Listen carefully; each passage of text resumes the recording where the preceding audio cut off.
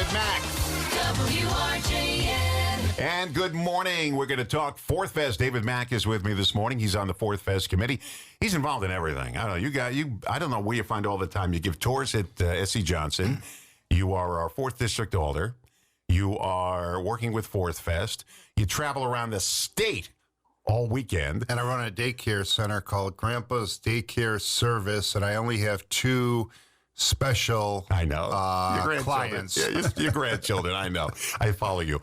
And also, are you still doing the column? I haven't done it. Hit and miss? Yeah, it's been hit or miss lately. We moved it over to the Racine County Eye, and I just have not sat down. And it's something that's in the back of my mind because I got a lot of material to work with.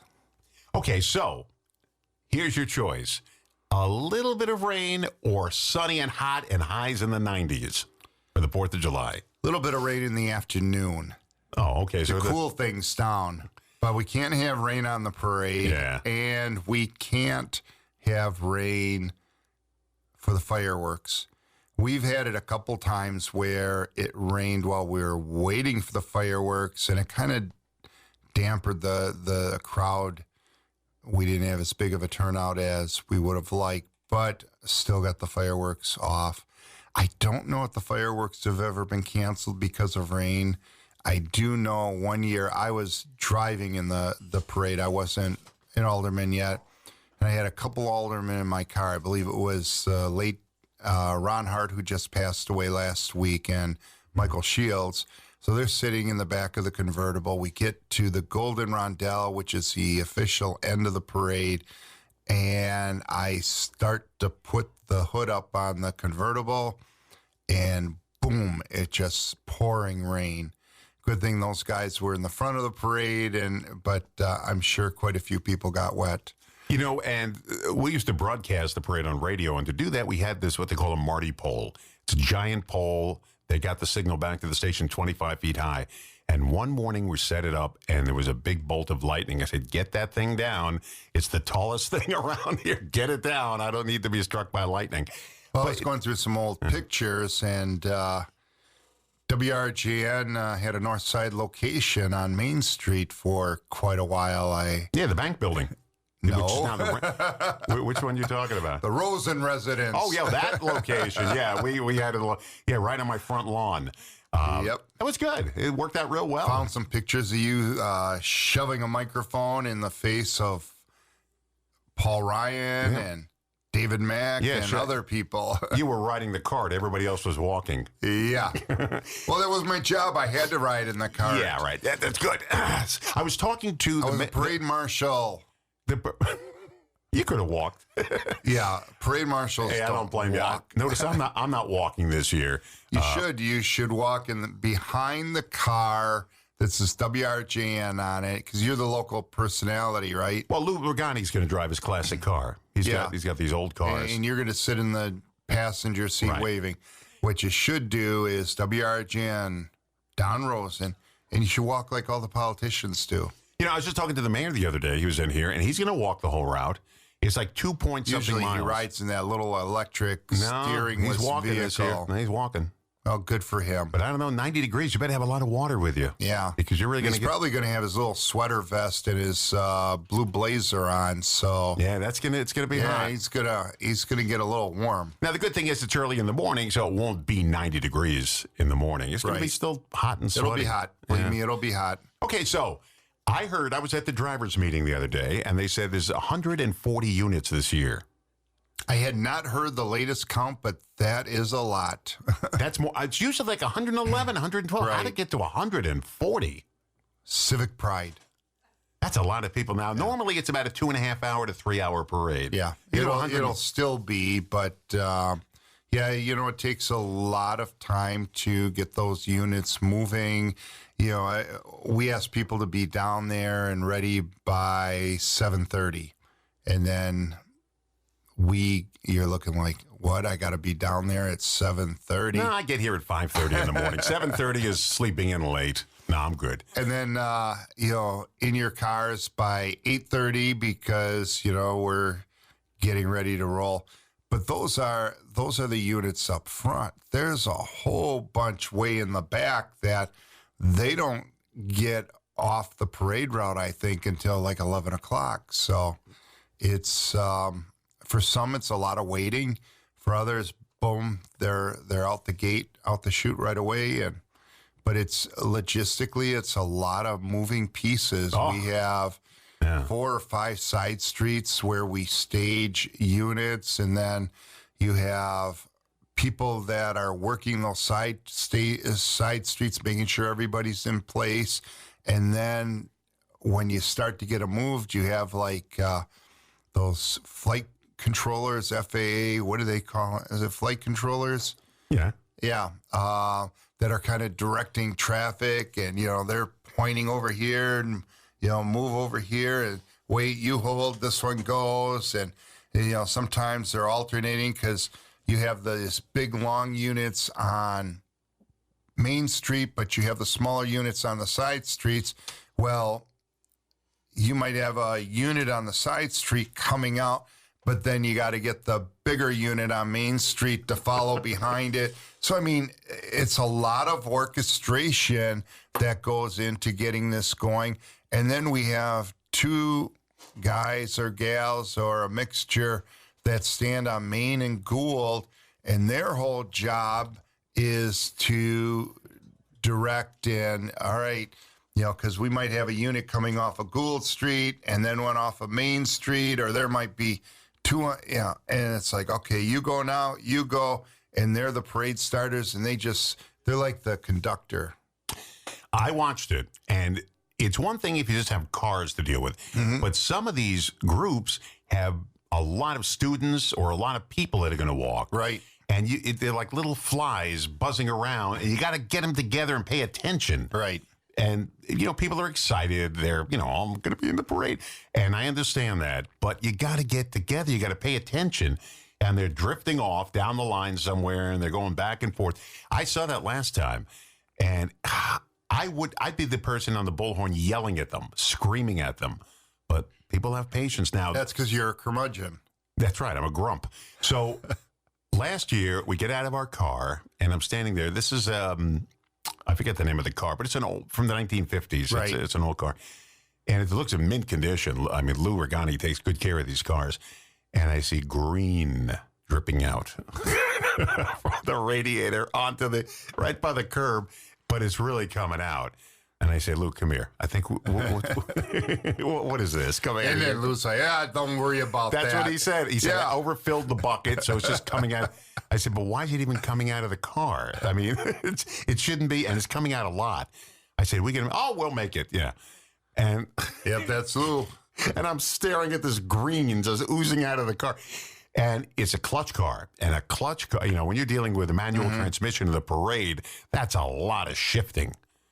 So a little tidbit for you.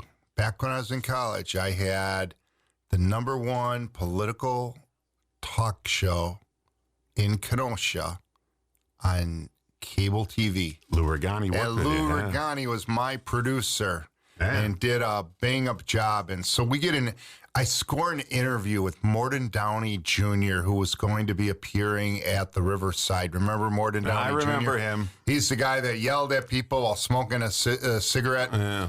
And that did him in. We're up in the green room at the Riverside, and we're doing this interview with them. And it was Dennis Milutinovich, who was on the Kenosha School Board at one point, myself, and Lou Regani. Lou brings the camera. We're going remote, except we're just going to tape it. And he couldn't get the camera working. And it was a phenomenal interview because Morton Downey Jr., he just was, his private or persona was much different than his TV persona. Actually turned out to be a great guy and everything. He was a songwriter. I mentioned one of his songs that was a hit. He started to play it on the guitar and sing it for us. And it's like, I would have won the Jones Intercable award that year just for this interview. And then when we get back, Lou figures out that he forgot to flip a switch or something on it. It's like, Lou! And his father was a big orchestra leader, Morton Was he? Downey Sr. Oh, yeah. Oh, I thought you meant Lou Regani. Lou Regani no. Sr. Yeah, he was a big orchestra leader. Yeah. Okay, so back to the parade. All right. Now it kicks I got off. a lot of stuff to kick All to right, we're talk about. we're gonna get to everything. You sure? We're running out of time. We're not here, running out. Don. We're running out when I say we run out. Okay. It kicks off with a lot of motorcycles. Well, at 8:30, no. 8 o'clock. 8 o'clock. No. Parade kicks off at 9. No, the pre-parade I'm talking about. Pre-parade. A lot of noise. Yeah, that's usually at 8:30. Oh, is it 8:30? Okay. Yeah. And that is, you're right, it's a lot of noise. It's the stuff that we're moving down the parade route quickly. So it's motorcycles. I think they throw the antique cars in there. Fire engines. Police cars. Yep. All the stuff with loud tractors. JIK says a number of their tractors. So the pre-parade is kind of exciting, but it's not the parade. It's the pre-parade. I describe that to people who don't live here, my friends. They say, what is a pre-parade? Well, it's the parade before the parade. Well, I don't understand it. Why don't you just call it the parade? I said, listen, don't involve me in this. Yeah.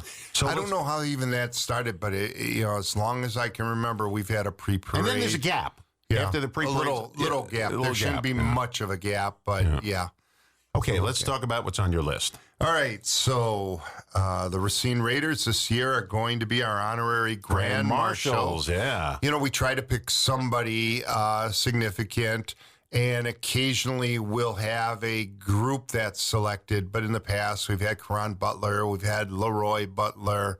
I think we had Joey and Anna Lagath. So we've had a number of notables. Oh, I remember coming out to the staging area one year because Barbara McNair was the Grand Marshal. Oh, wow, the actress, yeah. And she was in an Elvis movie. Which Elvis movie was she in? Oh, but don't tell me. It must have been one of his later ones. If I list it, will you know it? I know it. Okay. It wasn't The Trouble with Girls. It wasn't Charo. I'm thinking it was later ones. Live a Little, Love a Little. It wasn't that, was it? It wasn't... Change of Habit. Yep, Change of Habit. With Mary Tyler Moore Yeah. and Barbara McNair. Right? That was it. So I found a great picture once of Elvis, Mahalia Jackson, and Barbara McNair. And Mahalia Jackson asked Elvis if he would do a benefit for her.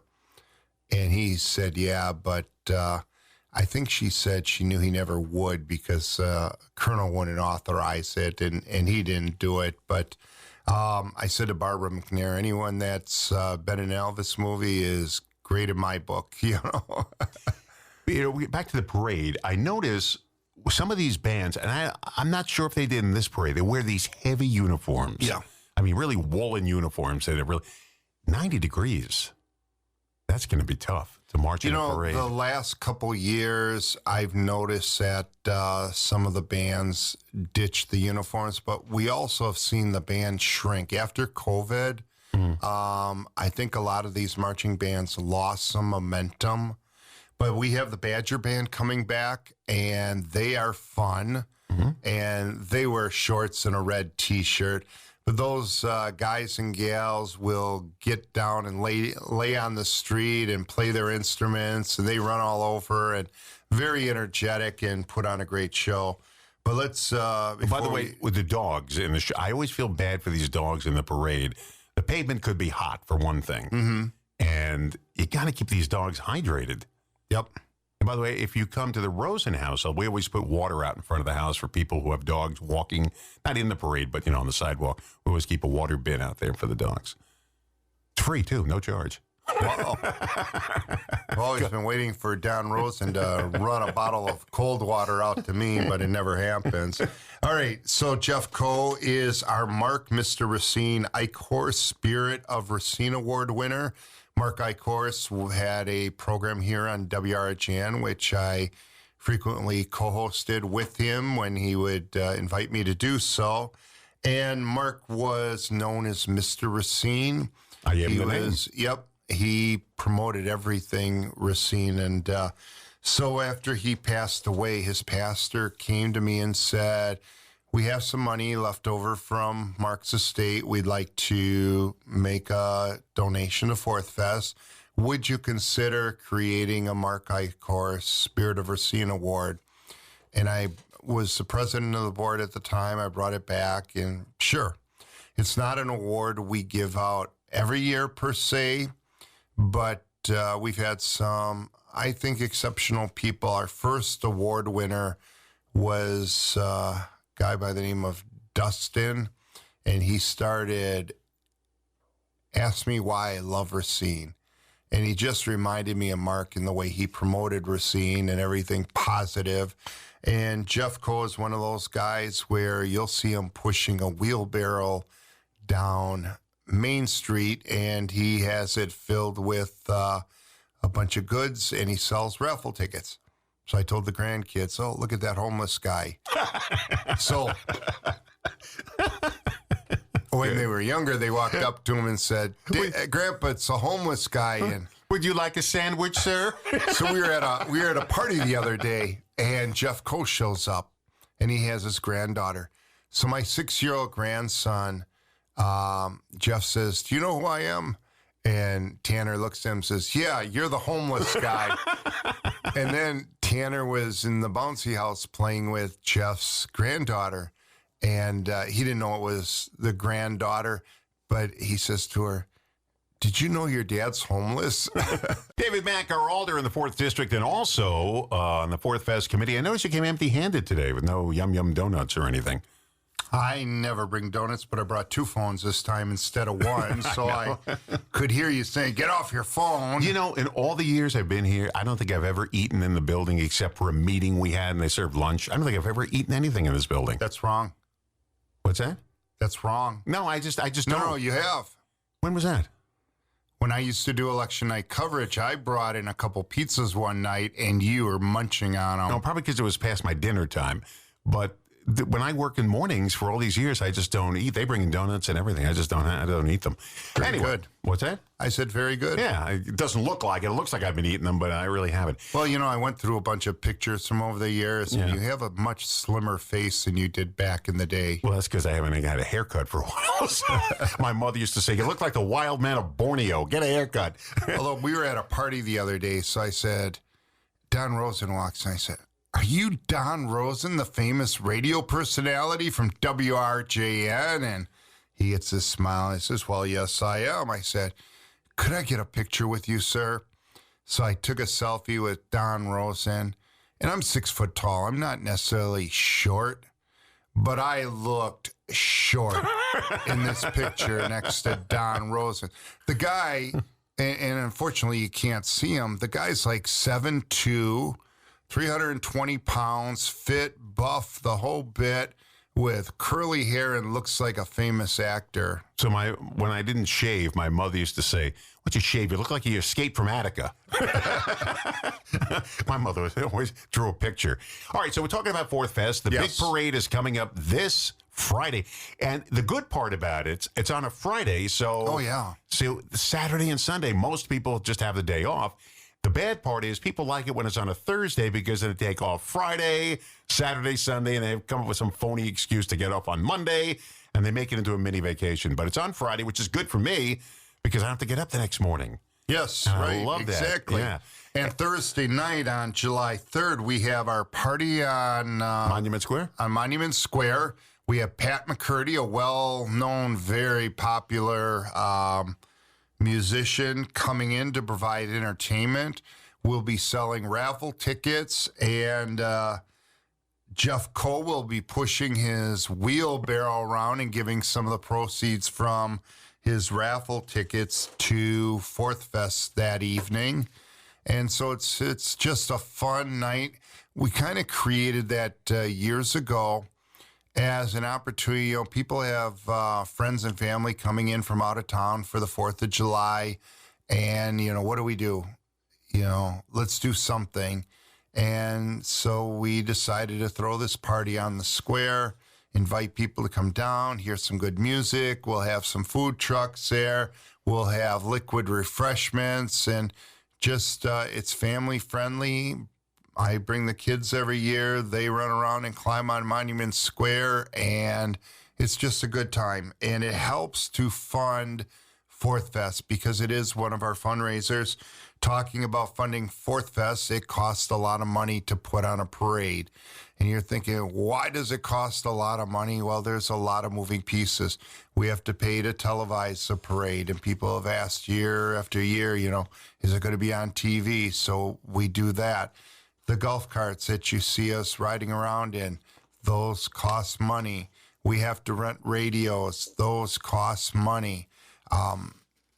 Some of the attractions, an out-of-state marching band, costs money because they need help, getting here, and they come on big buses and stuff like that, and it's not fair for them to fundraise, to have to go someplace. So, some of these things do cost money. So, we're raising money throughout the year. You guys were promoting our golf outing that we had recently.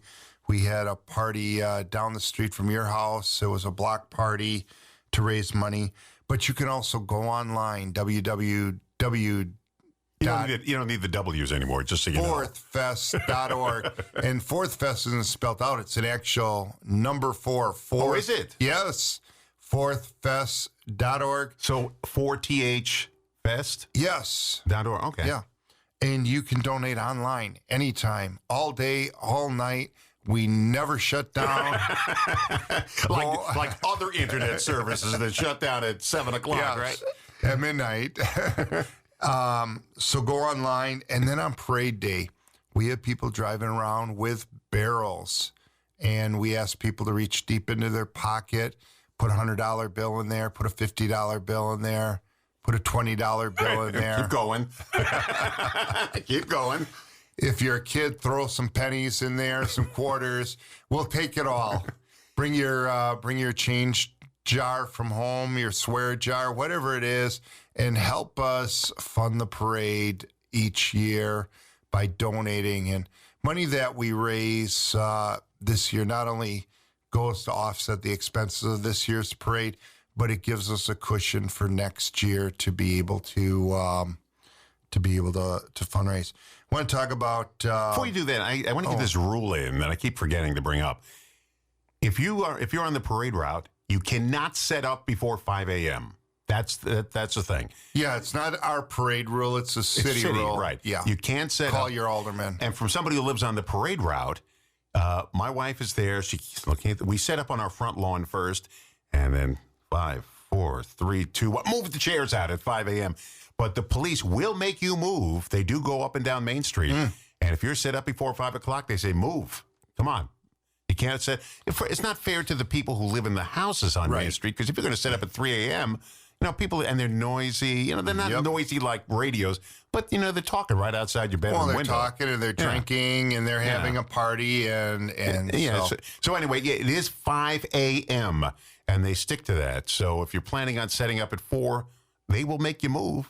And they'll wait till you move, too. Pick up your stuff. I think this year I'm going to try something different. I'm going to stand outside Don Rosen's house at 4:59 a.m. I'm going to hit you with a water balloon if you do that. And I'll see if I can beat his wife to... See, I'll already be on the sidewalk. She's going to be on the front porch. And I'm going to get my blanket put down. Boom! I'm going to hit you with the hose. And I'll have the grandkids there ready to sit on the blanket and stake our spot. You know what? There's a lot of room. You're more than welcome. Yeah, we have relatives who come over, and they're regulars, and so we set a scope out. We put chairs out there. But there's plenty of room. And, even in front of our driveway, we let people sit there because where we're going. You can't think any. So, and people say, can we park in front of your, sit our butts in front of your driveway? Be my guest. We're not going anywhere. So, take up the whole driveway. So, it's you got to be nice if you live on the street and everything. And, yeah, be kind. And go ahead. What's the next on your list? So Mr. Fourthfest. Yesterday, we got the sad news that Paul Schacht, one of our longtime board members, and Paul was the parade committee chair for 10 years running. He passed away. We knew he had been sick. A while back, we were told he was in hospice, although they said, oh, he's home and he's calling. He was still sending us emails saying, I don't like this thing or I like this. And so he was still giving his 2 cents and up until, a few weeks ago. But sadly, he passed away. It would have been nice if he could have held on till after the 4th, because he just lived and breathed, the 4th of July and our Fourthfest board and in the parade. He was up there in age, and he was still chalking the curb lines the day before the parade, because if you're in the parade, we would measure out on our side streets, the staging area, a certain amount of space for each entry, and so we would chalk that out, and that way you knew where to park when you came in. So, he could have let somebody younger do that, but he was still very, very engaged up until the end. So we knew his health was declining. He decided to resign from the board, and we made him an emeritus board member so he could still have all the perks. If he wanted to still come to a board meeting, he could, but he was under no obligation to show up if he decided not to. And the decision was made. Our board president, Jake Lovedell, called me yesterday, called a few other people. What do you think about making Paul Mr. Fourthfest posthumously? And I said, Jake, I think it's a great idea. I think you should just make the decision unilaterally, and anyone gives you trouble, we'll have your back, type of thing. So we'll be honoring him that way. Also, 10:47 a.m., we have our military flyover, which is always pretty cool. I forgot all about it last year. I was so engrossed in the parade that I did not get a picture, but I always try to get a picture. It's hard to shoot that flyover, though, because it's coming through so fast, and it's gone. And then one year, they missed a parade route completely. All of a sudden, I'm watching, and these planes are flying west of Main Street. And it's like, guys, I'm waving my hands right now. Like one of those air guys, and it's over here, not over there, but... I know what they were saying, too. Some dope is waving to us down in the street. Let's drop a bomb on him. Yeah. David Maack, our 4th District Alder, is here, and we are talking about the big Fourthfest parade coming up. How long have you been on the Fourthfest committee? I got on right after I... In 1906. No. Kind of interesting. My dad was involved in the parade when I was a youngster. He had a friend, Red Hughes, who had a bunch of horses and carriages. And Red was asked to be in the parade every year with a number of horses. He had carriages. He had a stagecoach. And so Red couldn't drive all these carriages by himself. And he asked my dad every year to drive one of the carriages. So my dad would be in the parade. We'd get pawned off to an aunt or uncle, and we'd go to the parade, and we'd wave to my dad when we saw him, Daddy. But it was, back then, a lot of the dignitaries got to ride in horse and buggy, which I thought was kind of cool. And you don't see that anymore, unfortunately. The only horses that we have are La Tapatillas, the dancing horses. Yeah, which are always a crowd favorite. But, to have a horse and buggy, a carriage in there would be kind of cool. But when I was in high school, my dad worked for Schaefer Pontiac. And he was asked to coordinate the cars, the convertibles that they would loan. And he says, you want to drive in the parade and get a couple buddies? So I had some buddies that agreed to help. We went to Schaefer. We got our cars. And so the one year I got to drive Les Aspen. Oh, yeah, the congressman. And then I drove Dennis Cornwolf. And then the first year I worked for the county, my dad said, you're going to be driving Dennis Cornwolf this year. I'm like, oh, boy. And then the next year, Dennis's secretary calls. She says, will you be driving Dennis this year? He'd like you to be his driver. Like, oh, great. You know? When I was in the Milwaukee 4th of July parade one year, the movie Pink Cadillac had just come out with Clint Eastwood. They had the pink Cadillac from the movie they used. Nice. So I got to ride in that. The problem was it had a lot of problems to it. It was not a fine working car. And this thing kept stalling. And we got through the parade, but it was the pink Cadillac. Yeah, the Scooby-Doo machine stalled one year when we had it in the parade. So anyway, so I drove in the parade for a number of years. And then when I became an alderman, I was in the parade. And when I left being an alderman in April of 2011, I volunteered for the parade that July. And then they asked me to be on the board in September, October timeframe.